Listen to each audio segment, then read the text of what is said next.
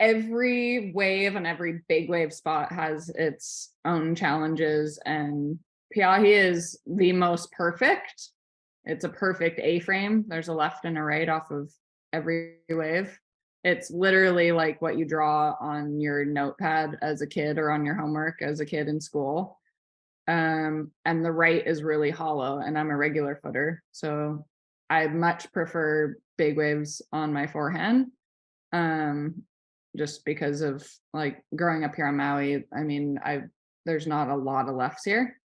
And I mean, who doesn't want to get barreled? But that wave, I mean, the lineup is pretty spread out compared to, like, say, Mavericks, for example. You have like two lineups, and as long as you're in that window, like give or take a little bit, like you can sink your tail and paddle into a wave. Where Piahi has like, you know, maybe 150-yard spread of you could sit on the West Bowl where Albie sits, or you could sit on the far North Peak where Shane and Billy sit. Like there's quite a spread, and there's really good waves in between.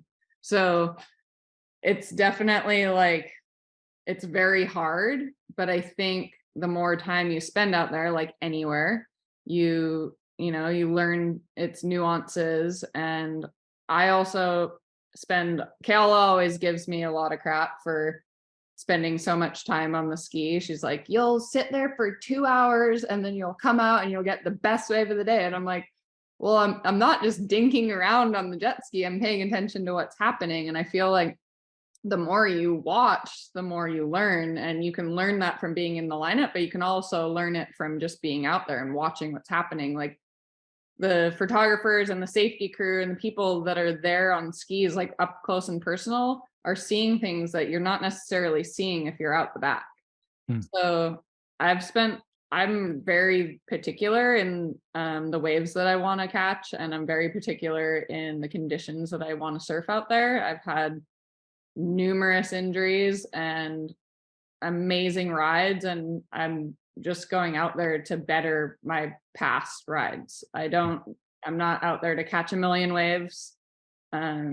And the risk is really high, and a wipe out there can be extremely violent, and I just want to go out there and pick good waves. So I do spend a lot of time watching, and sometimes we show up and it's just, it's not the moment. There's 60 guys out and it's inconsistent and there's a weird warble on it. And so I'll sit and wait and crowd thins out. The tide dropped a little bit, and this is my window.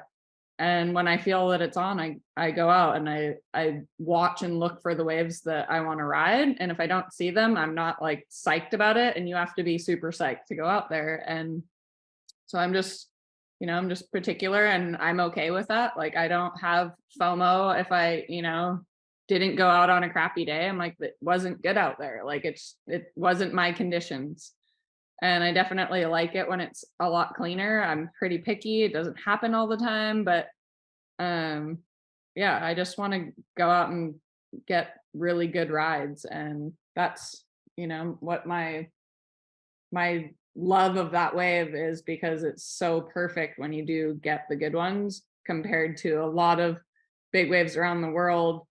You're like, gosh, like that was like the best wave of the day at some of these bigger spots are like average rides at Piahi. And you're like, it's hard to leave, home in the comforts of my home, to go and chase cold water waves that, I'm so foreign and weird in a wetsuit. And unless it's like with the right crew or whatever, like I really like to feel stoked on big waves, not like questioning.